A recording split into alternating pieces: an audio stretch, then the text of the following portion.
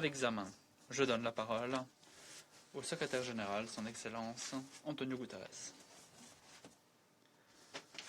Monsieur le Président, Votre Excellence Abdulatif bin Rachid Al-Zayani, Excellence. Je remercie la présidence bahreïnienne d'avoir organisé ce débat public à un moment où la sécurité des voies navigables mondiales constitue une véritable mise à l'épreuve de l'ordre international.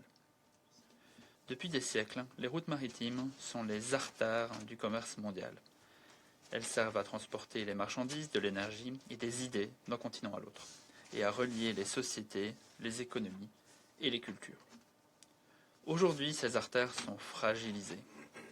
La piraterie, les vols armés en mer et les actes de terrorisme visant la navigation et les infrastructures marines critiques continuent de menacer la paix et la sécurité internationale. Les tensions géopolitiques débordent jusque dans les eaux. La marine marchande est utilisée comme un moyen de pression. Et les droits et libertés de navigation, qui sont des principes fondamentaux du droit de la mer pourtant, sont remis en cause. Monsieur le Président, aucun pays seul ne peut affronter ces problèmes. Les menaces qui pèsent sur la sûreté maritime touchent tous les ports, tous les littoraux, tous les pays, y compris les pays sans littoral. Et des réponses collectives doivent leur être apportées. Cependant, la guerre et l'aggravation des divisions ébranlent le système de sécurité collective.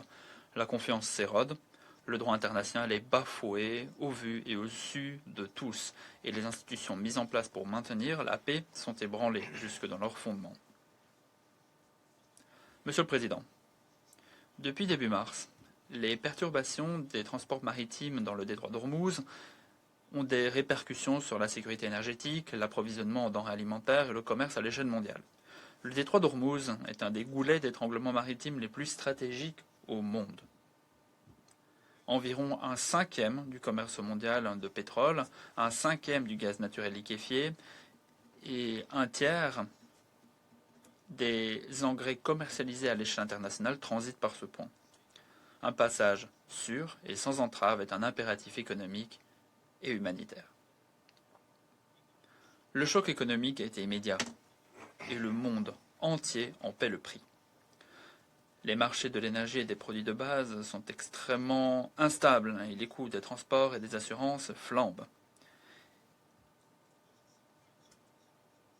Il s'agit de la pire perturbation de la chaîne d'approvisionnement depuis la pandémie de Covid-19 et la guerre en Ukraine. Ces pressions se traduisent par des réservoirs vides, par des rayons vides et des assiettes vides. Le bilan humanitaire ne cesse de s'alourdir.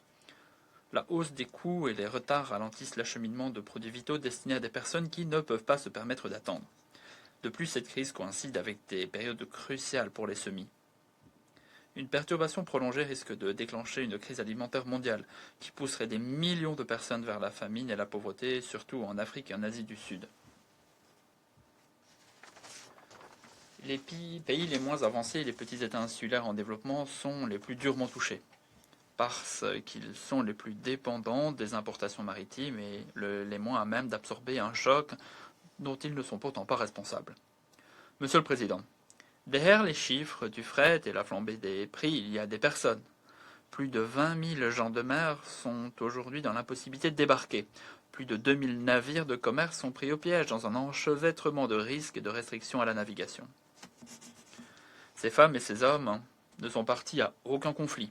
Ce sont des civils, des travailleuses, des travailleurs qui assurent l'approvisionnement du monde entier.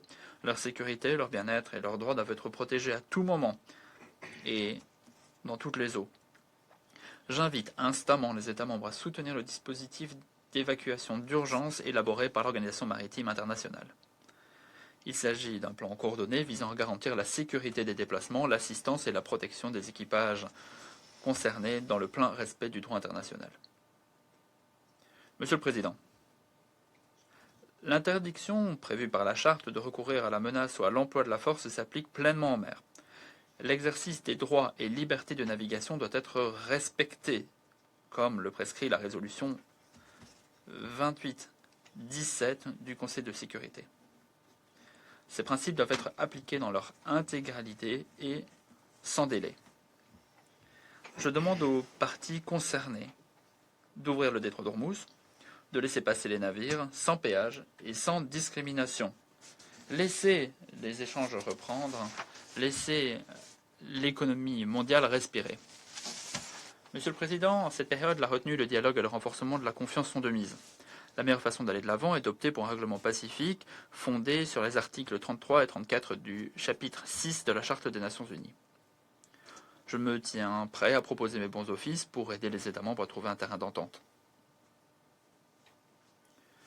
Mes représentants spéciaux et envoyés spéciaux œuvrent en étroite collaboration avec leurs partenaires nationaux et régionaux afin de contribuer au règlement des différends. L'initiative de la mer Noire a montré que, même en période de conflit, une coopération concrète peut aboutir à la réouverture d'un couloir bloqué et assurer la circulation des navires et des produits essentiels. L'Organisation des Nations Unies peut contribuer à développer un effort similaire fondé sur le consentement en facilitant la concertation, la coordination et la mise en œuvre de modalités entre les parties. Dès lors que la volonté politique est présente, tout est possible. Président, les moments de crise sont des moments de choix. L'année dernière, lors du début public de ce Conseil sur la sécurité maritime, j'ai appelé à agir autour de 3 axes. La crise actuelle rend ces priorités plus urgentes que jamais. Premièrement, le respect du droit international. La Charte des Nations Unies et le droit de la mer ne valent que par l'engagement des États membres à les respecter. Sur mer comme sur terre, la force du droit doit toujours prévaloir sur le droit de la force. Deuxièmement, s'attaquer aux causes profondes, en investissant dans les communautés côtières, la gouvernance, le renforcement des capacités et la santé des océans. L'insécurité en mer commence sur terre ferme. Troisièmement, approfondir le dialogue et la coopération entre États, organisations régionales, industries maritimes, assureurs, exploitants portuaires et sociétés civiles.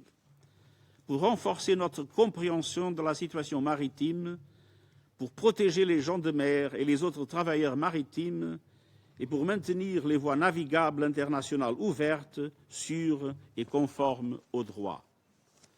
L'océan doit être un espace de paix et de coopération et non d'affrontement et de coercition.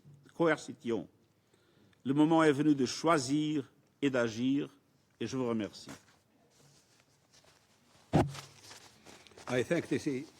Je remercie le secrétaire général de son